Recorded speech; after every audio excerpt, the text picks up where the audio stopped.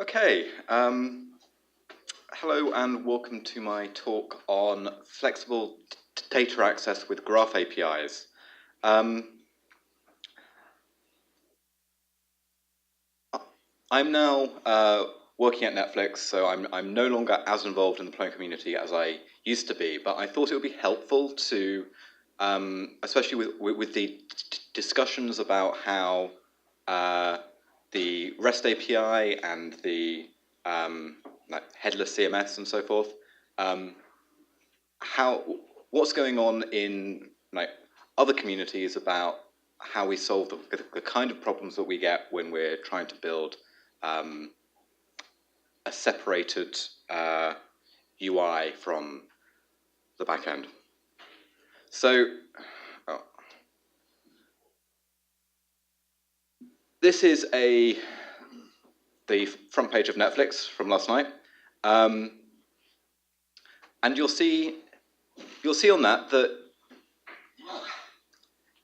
there's quite a lot of information that goes into rendering that page, and so you've got the list of movies here, which scrolls down to many, many more of those lists. And so the question is, how do we return the data to the UI, including the information on all the things that we want to render?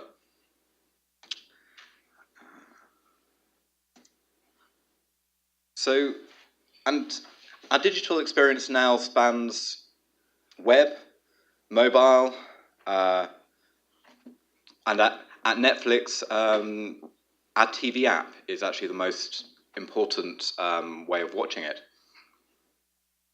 And all of these devices use different technologies, so you need to be able to access your data API from multiple stacks and be able to render that in the right way for your system. And each will choose a different set of data, because if you're building an application for an iPhone or an Android device, it's going to be quite a different interface to the kind of interface you would build for either a website or a television which is sitting 10 feet away. So the obvious thing you think is REST, but how do we actually build a REST endpoint that works for all of these different use cases? I mean, what you can do is build a custom endpoint which is specified exactly for your for the screen that you're building, but then you're quite tightly coupled between the UI code that runs in the browser or the mobile phone and the server code, and it's like frustrating to switch between the two all the time. And REST really has no, and you can't simply make multiple REST requests, because those multiple round trips will kill you. I mean, it's just going to make it a very slow experience. So we need to use a graph API, and I'm coming up with this term. It's now being used not as a computer science term, but there is a new generation of systems being built which are trying to solve this problem in a practical way. And the key thing about them is that they allow us to query and return composite results.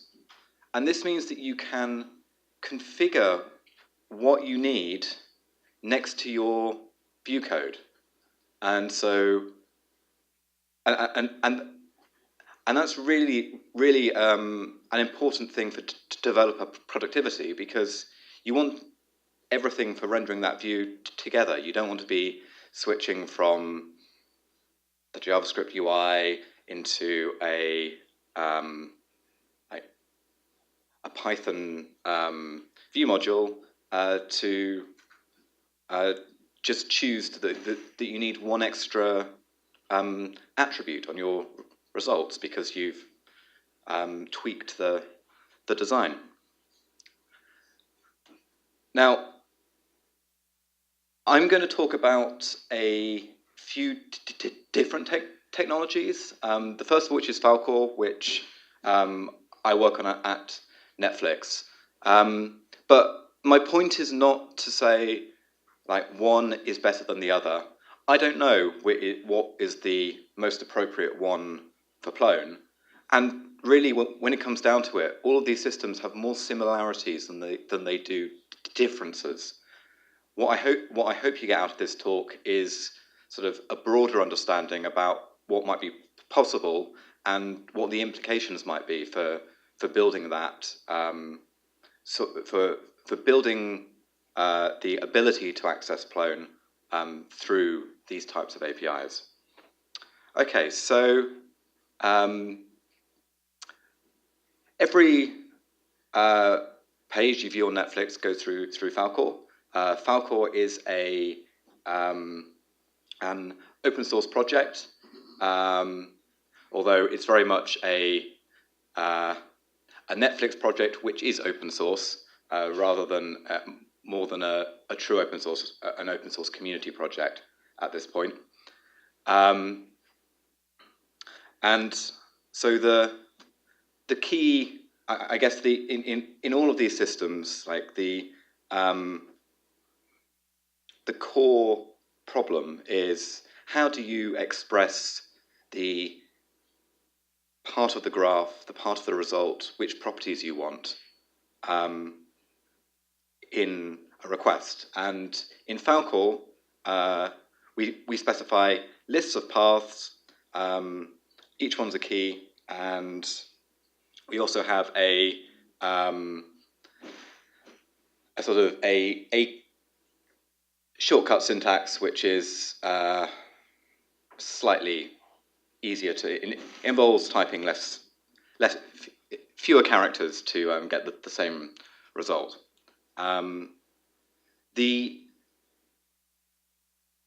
I guess the overall, or the core idea of Falcor is that really we're just trying to choose which part of the graph we want, and everything is just essentially a big JSON document. And so, as well as like each value has a particular path, but we normally want to request a number of them, so we can combine them together in this shorthand path set syntax. So what does it look like from the client side to fetch data with Falcor? Well, you connect to your Falcor endpoint on the server, and the model is really sort of equivalent to the ZODB connection, if you like. It's the root of everything, and you say get, and I'm asking for a very small amount of data here, which is sort of like one of the name and rating of just one video. And then because it's JavaScript, everything is asynchronous, and once it returns, you then get called back with the data that you've requested, and importantly, in the structure that you have requested. So you see here that I've asked for the first genre, the first row of the genre list, and the first title of that list, and name and rating from there. So I get back genre list 0, titles 0, rating and name. And it looks a bit funny having integers as keys to an object here rather than an array. But there's a reason we do that, and that's because if we return the whole array, it would contain far too much. It could potentially contain far too much data to show. So we want to be able to specify only a slice of that array to be returned. And the magic of JavaScript, you access it with the same syntax, and it still works. But what goes over the wire? So when I made that request in the browser, I see an XML HTTP request head across, which asks for that path. And what I get back here is not quite the same thing as I saw in the result earlier. I get back a JSON Graph response, which returns, which includes references to other values in the graph. Why do we do that? Well, really, when it comes to it, our content is not necessarily a tree. Although when we want to render it, we want to render it as it's most convenient to have the form in a tree. We don't want to return the same data multiple times in the response, as that would be inefficient, and would also prevent us from being able to cache the data that's returned locally. So what's a JSON graph? I mean, the idea is that it's essentially just JSON, but it's extended slightly. So as well as the primitive value types, we add references, which just point to the path in the graph where the result is.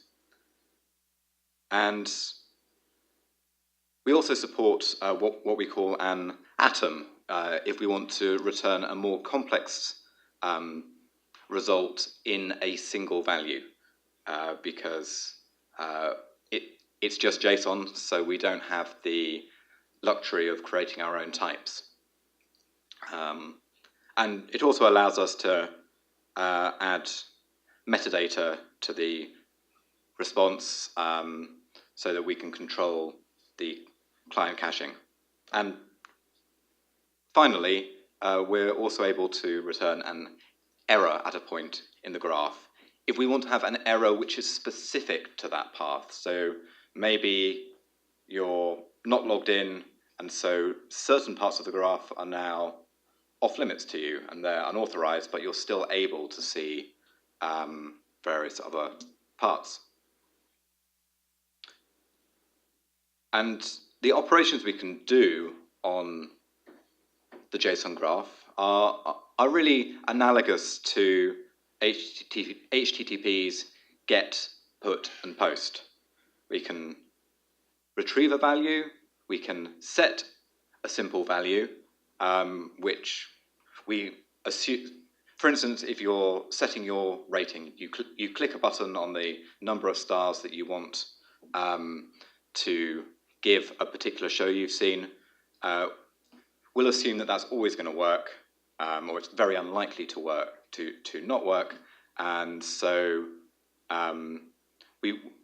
we can, as it's only touching that single value, we can update our local client cache and then make the request and not make the user wait for the network request to complete before updating the user interface.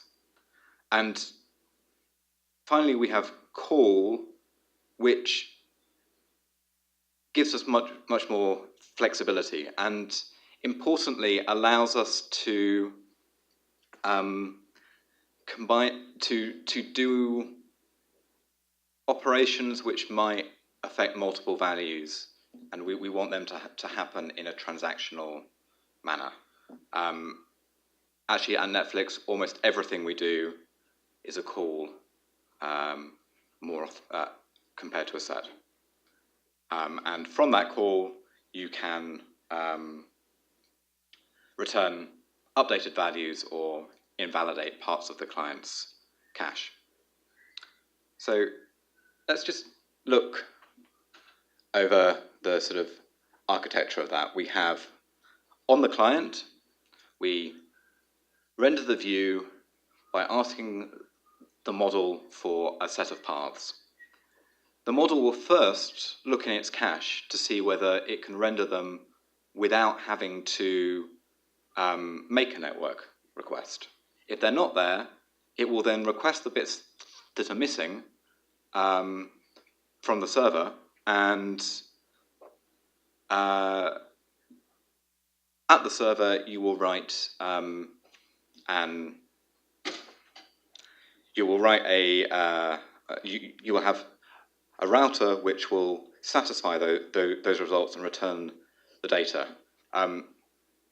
The way that the Falcor router is constructed is really as a data integration point. It's not the source of truth. It forwards them on from other things, and its job is more to aggregate all these various services together under a single logical graph. It will look something like this. You specify the path that you want to match, and then you'll be able to return the values that come out of that. I mean, because you're only being, this is an appropriate way to build a router when you're doing data integration. But if you were building this a Falcor JSON graph endpoint that talks to Plone, then, well, we have a graph in the ZODB and traversal anyway, so we'd probably use traversal rather than route matching for those to satisfy the results. And let's go back here a moment again and just think there are several commonalities here with ZODB. And in a way, I don't think it's unfair to think of this system, and like some of the other systems too, as very analogous to an object database. We have a client cache, much as ZODB does. We even have references between objects in the same way. Now, there are some differences too, in that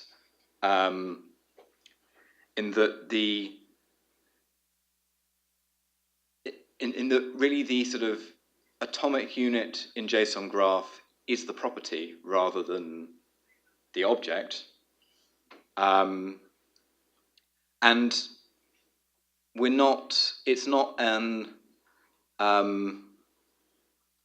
it's an eventually consistent view of your data rather than a consistent transactional view of your data. But for user interfaces, that's probably okay, and I suspect it would be far too slow to try and have synchronous access to a graph which is potentially shared between multiple users. And one of the other things that's interesting is that when we make our request here, the server is aware of the structure of your data as well. So when we ask for this path, we actually we end up requesting the whole path from the server, the whole missing path from the server. And that reduces the number of round trips that happen. I mean, there is now in ZODB, we learned from Jim's talk the other day, the ability to preload objects, but that's only specific objects, and you can't make it like walk the graph for you. But in ZODB, that's not really much of a problem because the latency to fetch a new object is much lower. Okay, so I'm going to try and sort of show how a similar application would be built in GraphQL, or how GraphQL works. And GraphQL is another Graph API which has recently become is seeing quite a lot of adoption. It comes from Facebook. It's just been adopted by GitHub for their API as well, and it has a different take on things. So, whereas Falcor thinks of the server as a sort of a big JSON document, in GraphQL you have types, and when you build your router, you end up it ends up looking much more like an ORM, and you build the endpoints there. You specify a root object, which has which is the entry point into your graph, and this then and then you can traverse the way that you query that is through sort of the arguments that you supply. And so let's look at a similar query here to the Falcor version we had earlier. You can see we're able to supply arguments to the lists, or the functions here to return the subset of results that we want. In Falcor, those query parameters end up living in the path of your graph. So much in the same way that if you're using routes from using route matching in Pyramid, you would pull out the query parameters from the traversed path. So if you are asking for a search results, you would actually include the search query in the path that you're requesting.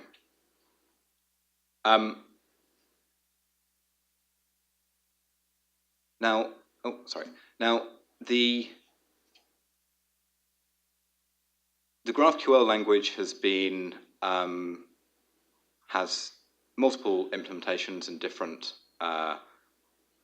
different languages, and I think probably the fact that it's typed makes it an easier fit for systems where you really want to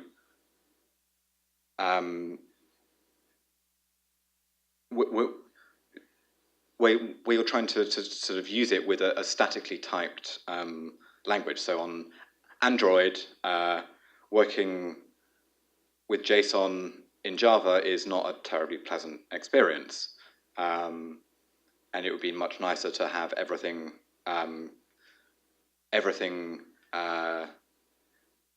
converted into an object that is sort of more native to that language.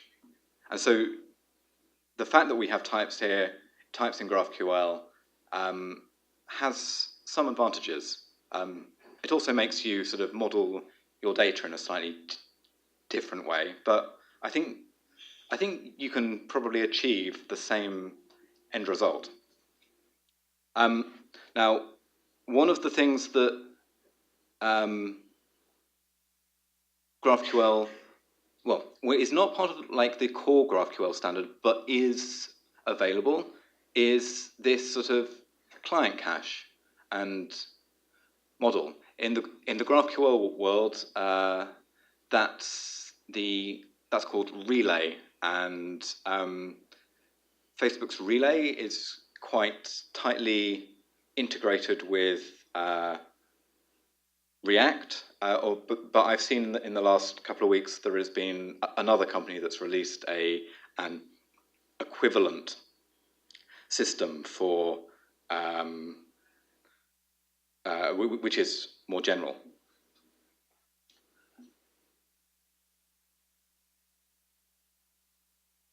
And so finally, I'm going to talk a bit about JSONLD, and JSONLD is although it's related to the semantic web RDF world, it was built very much not as a sort of semantic web take on everything, but as it was built as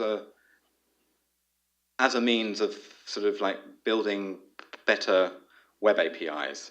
And so I like to think of it as a much more practical approach than RDF and that world where everything is a triple, which is wonderful in theory, but not necessarily terribly performant in reality. And so with GraphQL, with JSONLD, you essentially are able to annotate semantic information onto.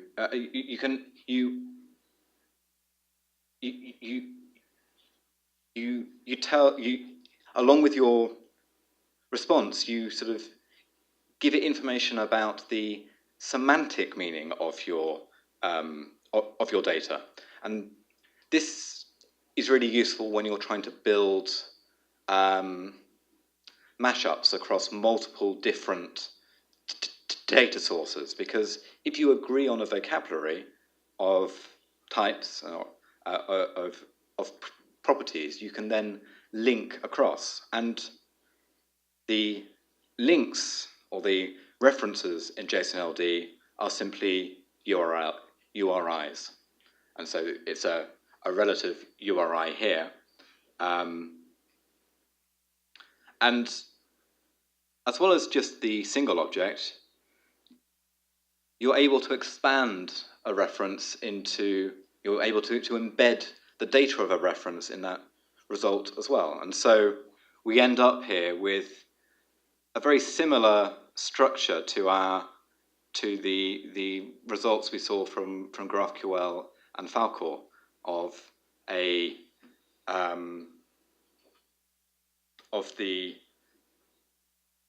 which hopefully matches the kind of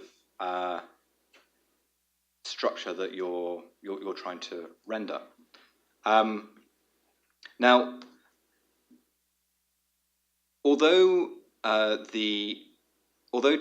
JSONLD has seen a lot of adoption recently, and one of the more common uses for it now is you can embed a little snippet of JSONLD in an HTML email, and if you use the correct schema, you'll be able to. Gmail might render you an action button. So if you get an email from GitHub now, you quite often get a little snippet in there as well. And so I think JSONLD has seen is seeing quite significant uptake for publishing data, and it seems to have become the sort of common replacement for what we used to try and do with, metadata properties in HTML and the various inline semantic properties that you'd have with HTML. But there's no sort of, the standard doesn't really cover a way or a specific way of querying data. and specifying which paths you want.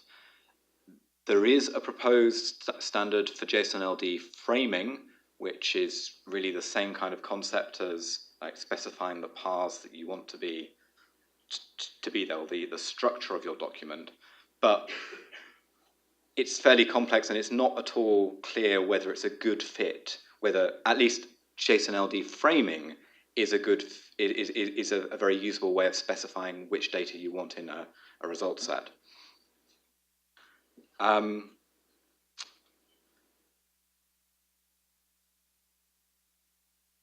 And as well as the embedded view of the data, you can also have a flattened view of the data, which will remove duplicates and has everything as a single flat list, which, when you have quite a lot of common data, when you have the same objects appearing multiple times in a response, can save you quite a lot of space or size in the response. So, any questions? Just before that, so I'll sort of emphasize again, I don't want to sort of push Plone in a particular direction, but I feel confident that these types of APIs are something which we will absolutely need for building a for building a sort of rich UI, and also it sort of opens up Plone to like be a more flexible backend for building mobile apps as well, if we can find some way of doing this. And I suspect that like none of these technologies are terribly mature yet, so like think about how it will. I think about how you build the infrastructure to serve responses like of this sort, rather than this particular being too tied to any particular technology. Perhaps like think about that maybe we want to support multiple different serializations of the data in Plone, depending on which client library people are using. Okay, sorry, I'll open it up to you. Yeah. A lot like what we were looking at this morning in a keynote, that between different languages there's a lot of similarity. These look to be just like kind of your preferences to what you want to see, or what looks most. I guess you would look at the performance of a thing, and you would look at the internet and see what is better. But in the end, the most important thing for me would be how easy does it look for me to access what I'm getting back, and how much kind of sense is, how much am I going to build myself into a corner with this because something's linked in a weird way. But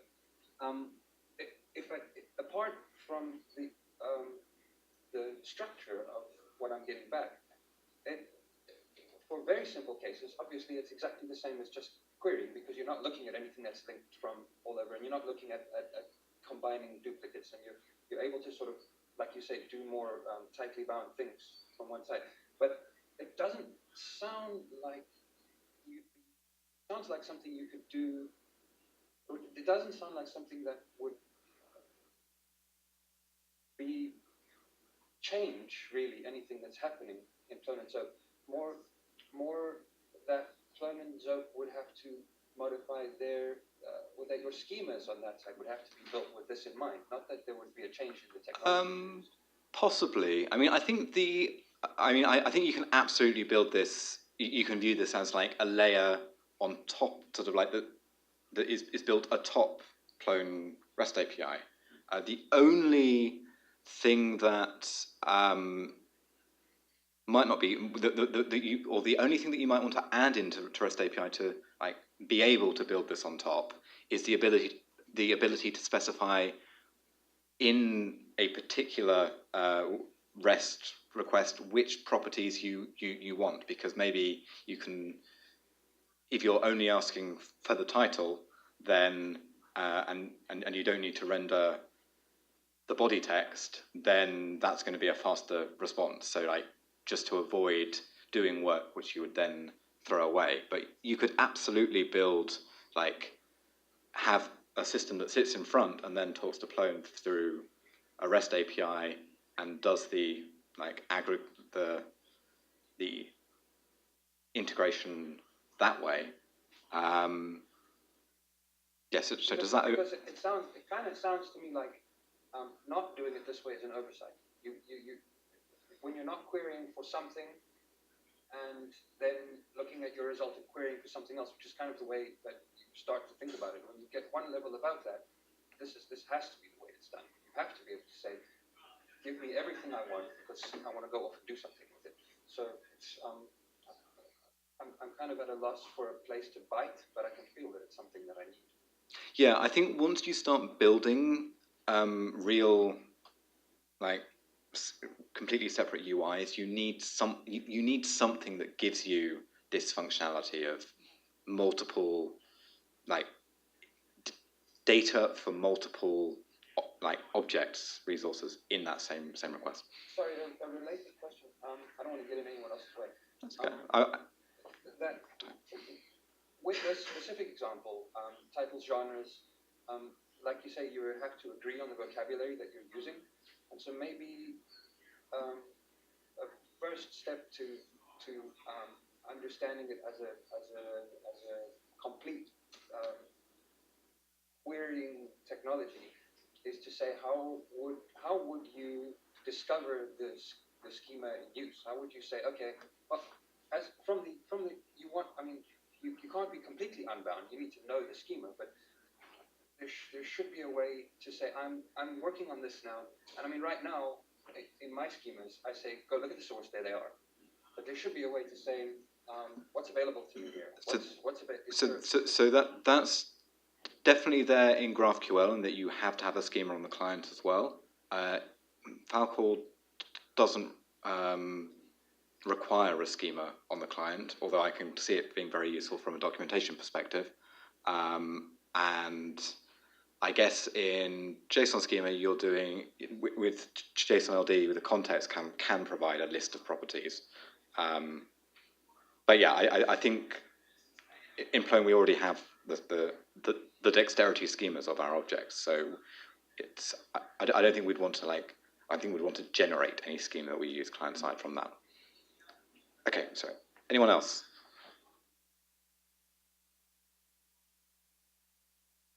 Okay. Oh yeah, Miko. Yeah. So let's say that I have a front end in React and a back end in Python. So is there any because I saw in your Falcon examples you were using Node at the server side. So is there anything similar I would use on the Python, or do I need to start from scratch? So I know that there is a GraphQL package for Python. I've not used it, so I don't have any idea how useful it is. Falcor, we don't have a Python library, but the protocol itself is very simple. So for Plone, it would be quite easy to sort of like build it. I think to try, because we could use traversal and JSONLD, there isn't the same sort of like client libraries around JSON. Well, there are client libraries around JSONLD, but they I probably wouldn't recommend. I suspect it would be slower than using GraphQL or Falcor, which are, or at least if you are consuming the JSONLD as semantic web stuff rather than a simple JSON document. So the answer is maybe not really, but it may not be as hard as you think, and perhaps try the Python GraphQL thing. Okay. So the feedback side. And if anyone else has questions, I'm happy to ask them now, or you can come up to me afterwards and talk about it. I'm more than happy to sort of talk over it, or any of these things. I'm not an expert on GraphQL. I've really not built very much with it, so I may not be able to help you, but yeah, they're all interesting. Thank you.